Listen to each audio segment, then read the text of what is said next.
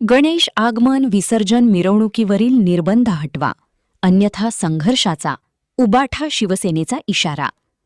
गणेशोत्सवाच्या पार्श्वभूमीवर गणेश आगमन व विसर्जन मिरवणुकीसंदर्भात पोलीस प्रशासनाने घातलेले निर्बंध तातडीने हटवावेत, अन्यथा पोलीस प्रशासन आणि सार्वजनिक गणेशोत्सव मंडळांमध्ये संघर्ष निर्माण होईल, असा इशारा उबाठा शिवसेनेचे जिल्हाप्रमुख संजय चौगुले यांनी दिला.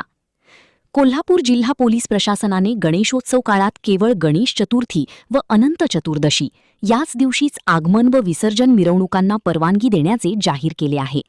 या निर्णयाच्या निषेधार्थ उबाठा शिवसेनेच्या वतीने पत्रकार परिषद घेण्यात आली. आगमन व विसर्जन मिरवणुका एकाच दिवशी झाल्यास मुख्य मार्गावर मोठी गर्दी होऊन त्याचा ताण मंडळांसह पोलिसांवरही येईल, असे पदाधिकाऱ्यांनी सांगितले. आगमनासाठी मंडळांनी वाद्ये व वाहने निश्चित करून आगाऊ रक्कम दिली आहे. निर्बंधांमुळे संबंधित मंडळे आर्थिक अडचणीत येतील, अशी भूमिका मांडण्यात आली. याबाबत अपर पोलीस अधीक्षक अण्णासाहेब जाधव यांना निवेदन देण्यात आले आहे. महापालिकेने पर्यावरणपूरक गणेशोत्सवाचे आवाहन केले असले तरी पर्यावरणपूरक मूर्तींच्या विसर्जनासाठी प्रशासनाचे नियोजन काय आहे याचा खुलासा करावा, अशी मागणीही करण्यात आली. शिवसेना गणेशोत्सव मंडळांच्या पाठीशी खंबीरपणे उभी राही, असे चौगुले यांनी स्पष्ट केले. यावेळी शहरप्रमुख शिवाजी पाटील, मलकारी लवटे, धनाजी मोरे, सयाजी चव्हाण, अभिजित लोले, सागर जाधव, युवराज खोत, संतोष लवटे, सौरभ पाटील यांच्यासह शिवसैनिक उपस्थित होते. महान कार्य न्यूजसाठी सुभाष भस्मे, इचलकरंजी. काही कारणच नव्हतं. किंबहुना पोलीस प्रशासनाची अशी भूमिका ही पोलीस प्रशासनाची आहे का पोलीस प्रशासनावरती कोणीतरी दबाव टाकून ही भूमिका जाहीर करायला लावतोय, हा मुळात आमचा पहिला प्रश्न आहे. खरं तर शेकडो वर्षांची परंपरा, वर्षानुवर्ष गणेशोत्सवामध्ये गणपती बाप्पाचं आगमन होतं, तो सण चांगल्या पद्धतीने साजरा होतो आणि विसर्जन होतं. ज्या ज्या वेळेला काही निर्बंध लागायचा प्रयत्न केला गेलाय त्याच वेळेला काही इथं बदल किंवा मतप्रवाह किंवा संघर्ष. आमची प्रशासनाला अशी विनंती आहे की ज्या पद्धतीनं चालू असलेला गणेशोत्सव सोहळा होता त्याच पद्धतीनं तो होऊ दे. माझ्या सगळ्या सहकाऱ्यांनी भूमिका मांडलेली आहे, कारण प्रत्येक गणपती मंडळानं त्याचं नियोजन गेले अनेक दिवसांपासून, महिन्यांपासून केलेलं आहे.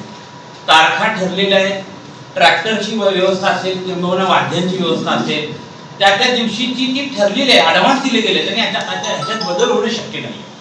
विसर्जना दिवशी सगळेच गणपती एकाच मार्गावर जर आणले गेले, काही मिरवणुका अगदी साधेपणाने होत असतात, त्यांनाही जर या रांगेतच आपण नेऊन टाकलं तर त्यांनाही 20-25 तास, मुळात 20-25 तास चालणाऱ्या मिरवणुका मग पुढे वाढत, मग पुढे पोलीस प्रशासन गडबड करणार आणि मग तिथं संघर्ष कधी होतो, एकापेक्षा अधिक लोक एकत्र येतील त्यावेळेला.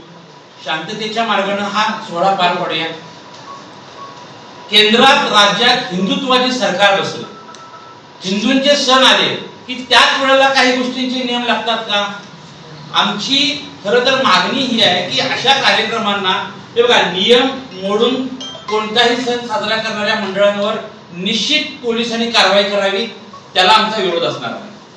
तुमची आज आवाजाची मर्यादा असेल किंबहुना अन्य काही हुल्लडबाजीचे प्रकार जर एखादं मंडळ करत असेल, 1-2 मंडळ करणार म्हणून तुम्ही सगळ्या मंडळांच्या जर तो नियम लावणार असाल तर चूक आहे. मला असं वाटायला लागले की पोलीस प्रशासनाच्या माध्यमातून हा निरोप द्यायचा, मग जिल्ह्यातल्या सगळ्या युतीच्या नेत्यांनी परत त्यात तोडगा काढायचा आणि मग परत आम्ही तुमच्यासाठी ही भूमिका केली, म्हणजे हे मी मारल्यासारखं करतो तू रडल्यासारखं कर, ही कुठंतरी भूमिका चाललेली आहे का?